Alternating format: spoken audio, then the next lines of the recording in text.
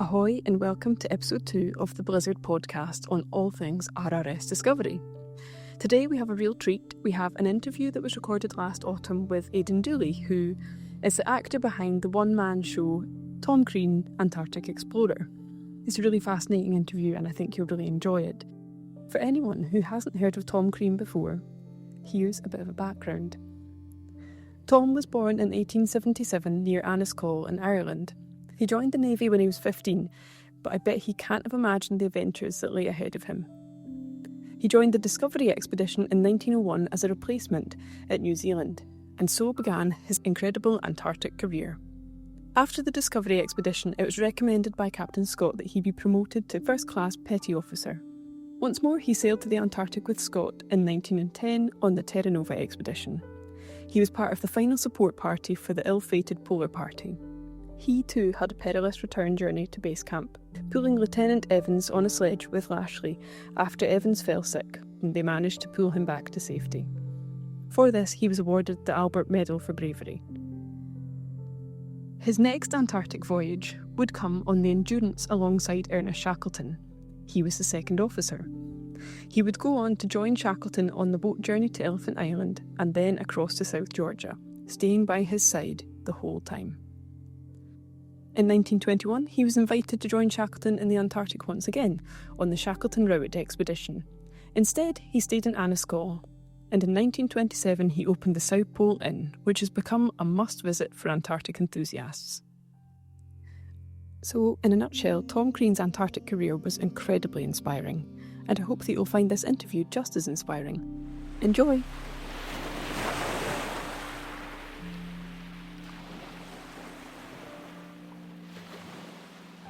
Why did you choose Tom Crean as your inspiration? Well, believe it or not, Kim, I was given it by a museum a long time ago in Greenwich, in the Maritime Museum. They were doing an exhibition on Scott and Shackleton and Amundsen. It's called Race to the South.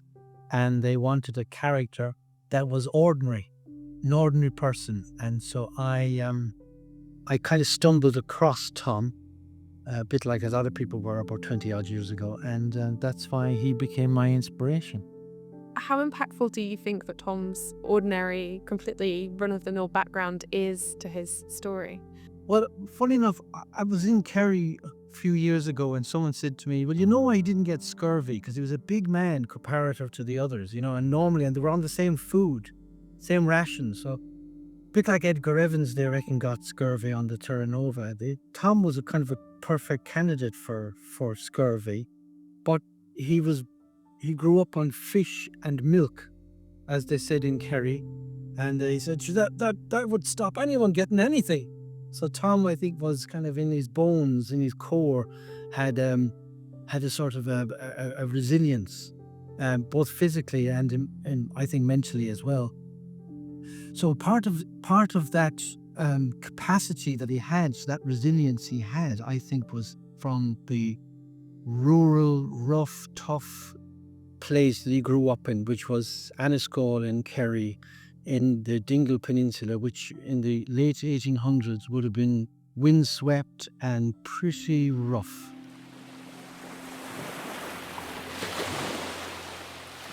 Why do you think it's important to tell stories like Tom Crean's? Well, a lot of the history was written by the winners, but it was also written by the officers.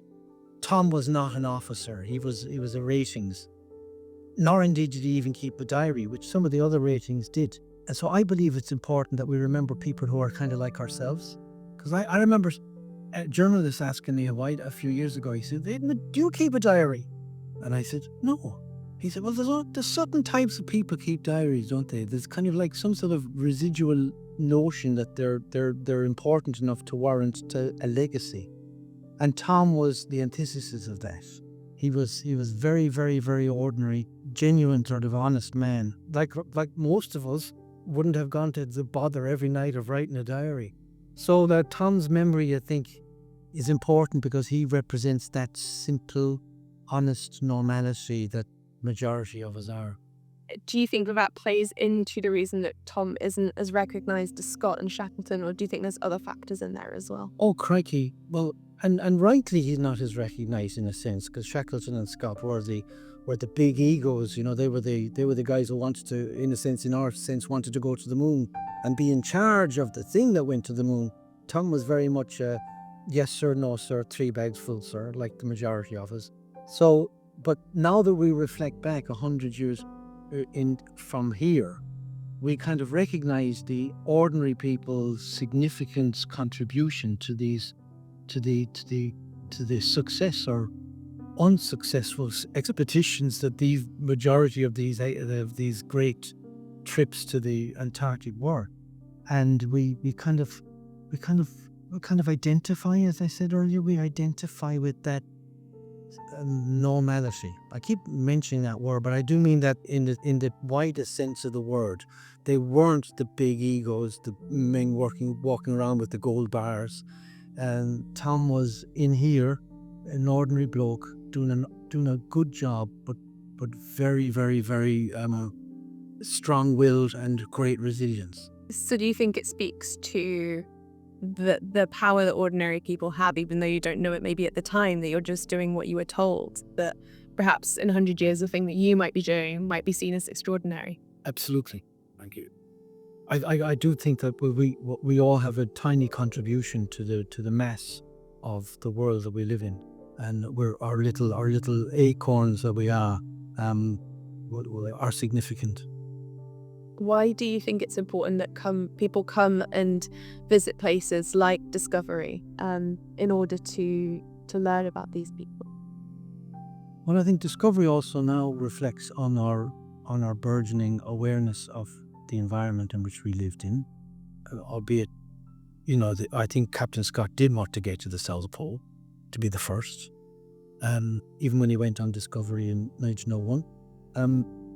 But he was also tasked with an enormous amount of scientific discovery as well.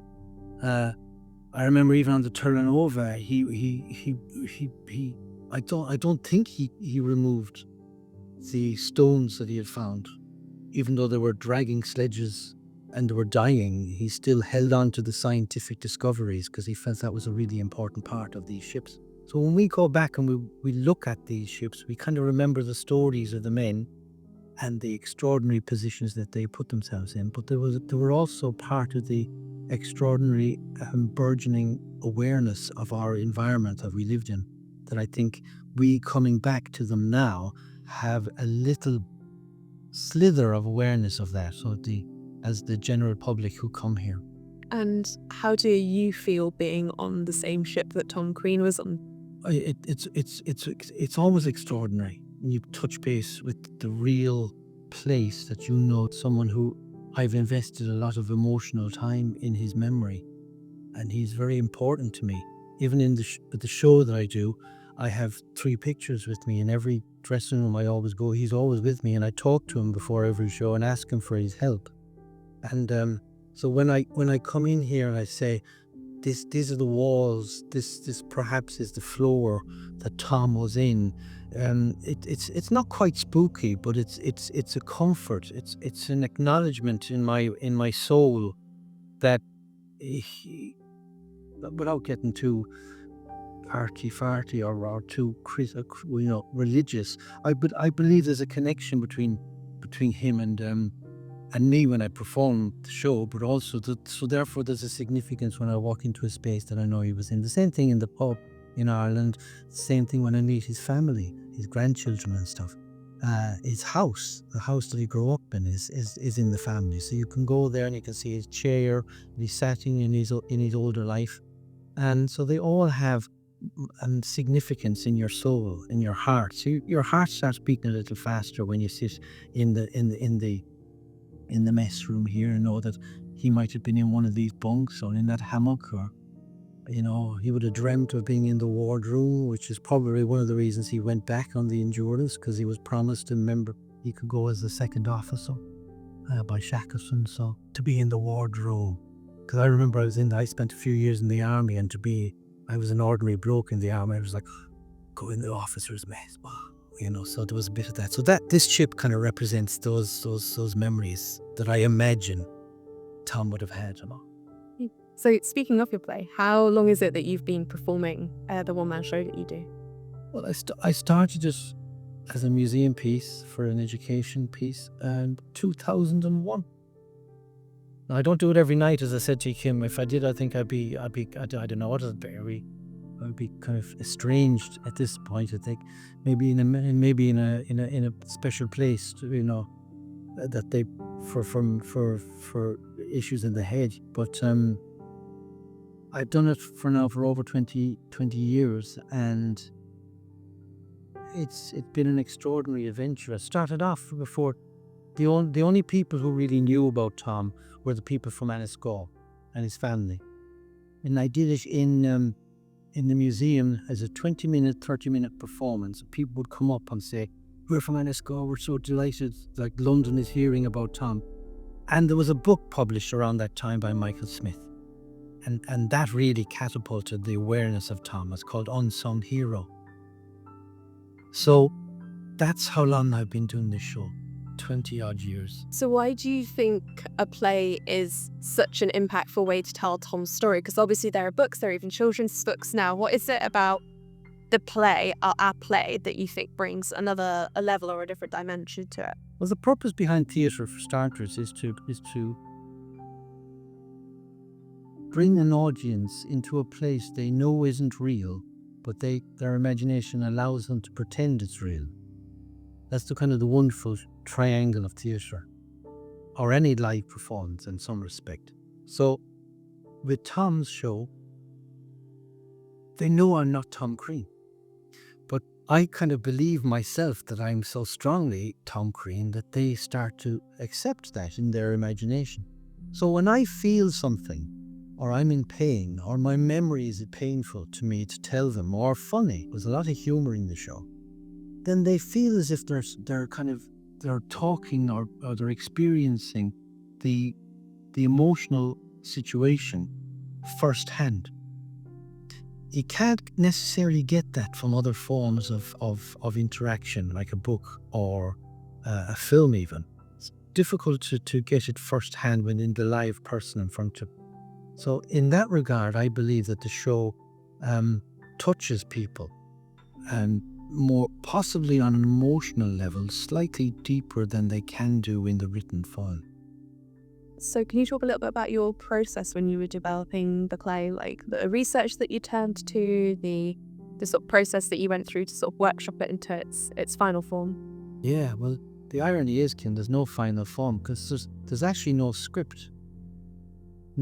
I only had it transcribed in 2007 because the New York Times wouldn't review it unless they had a script. So I got someone just to type out an audio version of the show, because I do it in very much the style of a storyteller, which is a traditional Irish, but it's a traditional every culture has had storytellers and conjuring of tales to the people around the table. It's just been lost in more highly industrialized Western cultures faster than in Ireland. Ireland still had it up to about 40 or 50 years ago. There were still people on the telly telling stories, on the RT, on the Irish television system. So my first decision was to do the show in the style of a storyteller. And I copied a man that I was in a play with, an Irish storyteller, a great Shanachie called Eamon Kelly. I was in a play in the West End with him for about 6 months. And he was from the same area. He's from the Dingle Peninsula, so I copied his voice, his style, his way of speaking. And I brought that. That was my first main decision. And that I would stand in front of the audience and directly address the audience. Because I had done an awful lot of museum interpretation work in the 90s, in the Science Museum, the Transport Museum, many, many museums.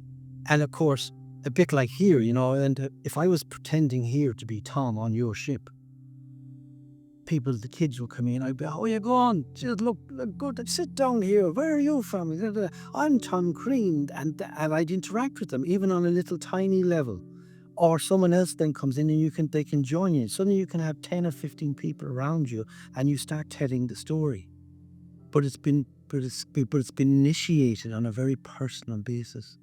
When you transfer to a big or even a small theatres that I first started doing with maybe 100 people in this stage or in the audience, then you kind of bring that same feel, but it's direct address. It's not like Tom is sitting in a dressing room or in his bedroom thinking, like most one-person plays are. I'm literally talking directly to the audience, and I ask the audience questions, and that kind of shocks them, especially if you're in a 500-seater. They go, "Are we supposed to answer them? I don't know."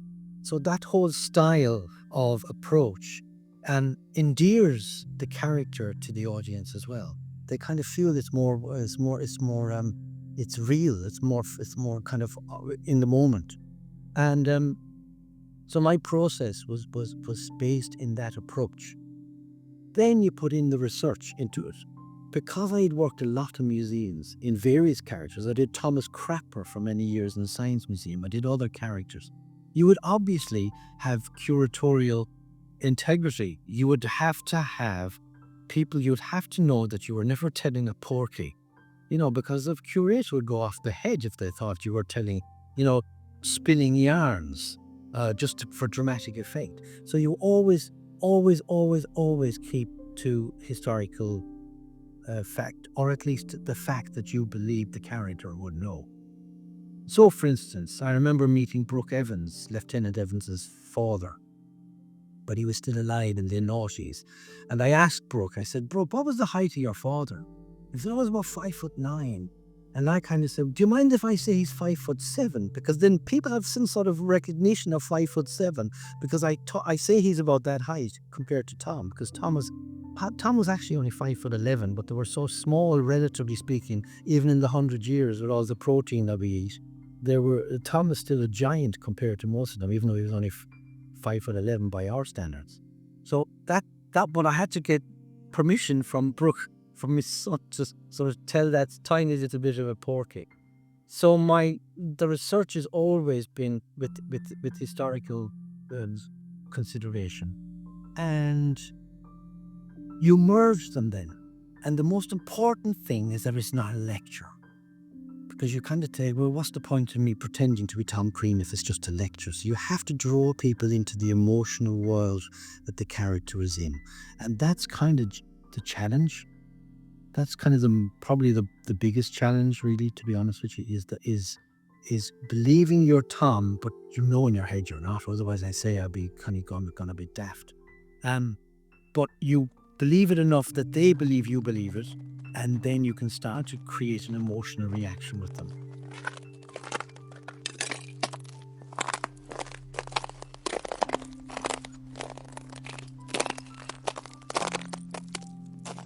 So what advice, if any, would you give someone that's wanting a career in the arts, whether they're a young person or not at the point?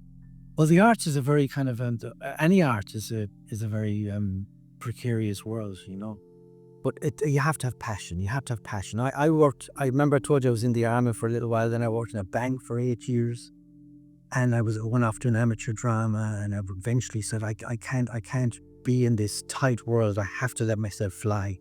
So I went off and I got into drama school in England and stuff like that. So you have to really want it to be able to to suffer the slings and arrows, as they say, of not necessarily having much bobs in your pocket. You know what I mean? Especially as you get a bit older.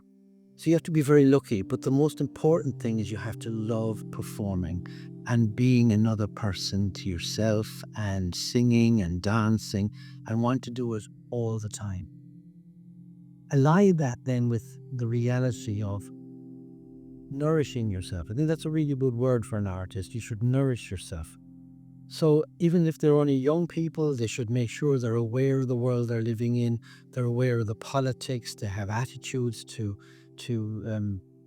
the climate, the environment.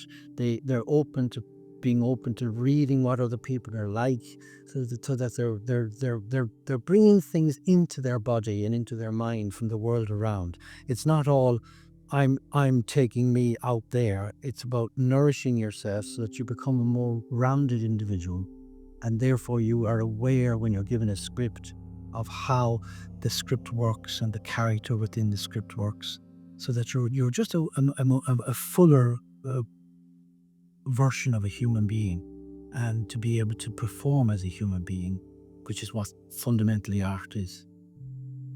So what would you say is the most difficult part of the show for you to act through? You know, the funny thing about it, the hardest part of a one-person show is being on your own in the dressing room, not on stage, because I interact with the audience, so every audience is kind of different, and my head in the back is saying, well, what's this audience? How do I not make this too funny? Because I have a lot of humor in the show, but you don't want it to be so funny that it's disrespectful to the memory of Tom and the other men that I talk about. So the show itself on stage is never boring. What's boring and hard is the long trip on the train, or the long trip in the car to go and set up the gig and go into the dressing room on your own, looking at your stupid puss in the face in the mirror, night after night after night. And I've done this show sometimes for 8 or 9 weeks, 8 shows a week. So you'd love to have someone who was in the show with you to go for a drink or go for a meal. But so it's the hard. And I'm not sounding a bit as if I'm sorry for myself, but that ironically is part of the psyche of the actual one-person thing, is coping with the outside of the show. And for me, that's the hardest challenge, is to not get morose or too down about being on the road for weeks, sometimes doing the show on my own. I'm going to Vancouver in a couple of weeks. For 3 weeks, I'll be in Vancouver on my tot, in a hotel room on my tot, at the dressing room on my tot. Go for a drink afterwards. I don't go for a drink afterwards, because I think going for a drink afterwards on your own is a little, what's the point? Anyway, I could answer that question again, and I'll do it again just because that sounds as if I'm. Oh, no, I'm really fascinated, because I think it really plays into that, in somewhat what the men must have felt, because although you're on a crew of 40 odd, you don't know these men. You're very much, at least initially, by yourself on a very long journey for you don't know how long. And there is a solitude within that, and I think it's really fascinating that it's the solitude of the one-man show that you picked up on. To pick up on the main, I remember in part of my, to go back to the research, when I was doing it in the museum, and I'd be doing 4 shows a day, 20 minutes supposedly, but the show got longer and longer and longer. And it was eventually an hour, and I'd literally be saying goodbye to one crowd. There'd be another crowd queuing up for my 12 o'clock, and because I wanted to tell Tom Crean's story, because the brief I'd been given by the museum was to tell the difference between Shackleton and Scott. And Tom was one of the few men who had served with both of them. And that was their brief. That was the curator's brief. And of course, I went off and I wrote a show for the difference in Scott and Shackleton. And then that lasted about 10 minutes. And then people went off. And then I got this book that had Michael Smith's stories that he had unearthed and he had researched. And it was like a Bible. So I used to do, I'd read a chapter or read a section of a chapter. And then I'd do that. I'd try that out in front of the audience. So I never wrote things. I was trying out my interpretation of Michael's version of that story, and I'd be trying it out. Did it hold people's attention? And if it did, I'd keep it in the gig. If it didn't, I'd look at whether it was my telling of it. That would be my first port of call, or was it fundamentally not that interesting, that particular story? So one of the things that would happen was that people would come up to me who would come to see the exhibition. And then one guy came in once, and he'd been to the South Pole. He'd hauled to the South Pole, this guy. And I was chatting to him afterwards, and you're out there. Yeah, you're out there. You're with these 3 men all the time. What do you talk about? You're having deep philosophical discussions. And he said, you don't talk about anything. The wind is so strong. You're totally in your own head. And I went, oh my God, because people don't know that. They really don't. Or I didn't anyway. And I thought, oh my God, so how can I get that in the show? So when you see the show, you'll probably think, oh, that's where you put that bit in. So there's little bits of information. So Tom Crean, when he went back to Anascone, all through the 20s and 30s, he would go for 4, 5, 6 mile walks in the 1920s. I met his godson about 10 years ago before the man passed. And I said to him, I was asking him again, a bit like being here, to meet someone who had gone for walks with Tom as a 10 or 11, 12-year-old boy. And I was, oh, Tom, like, what's Tom? And he said, Tom was really quite odd in the town, in the village. Not odd as in he's not with Paul, but odd because he went for walks. He said no one in 1920s Ireland went for walks unless you had to. Up a mountain to get sheep or down there to do this. Tongo, and of course I think that's all a throwback to the days he spent in his own mind hauling the sledges, especially on the Terranova. So those sort of little nuggets of awareness of what Tom must have been like is really helpful to me in the telling of the story, but also realizing, oh, of course they didn't talk. And people in the audience don't often know those little nuggets of information. It's like I go 1, 2, 3, 4. They count it. They would count in their heads on the sledges, on the sledge horse. And again, another guy came to the show, said, "Oh, that's so true. That's what you do.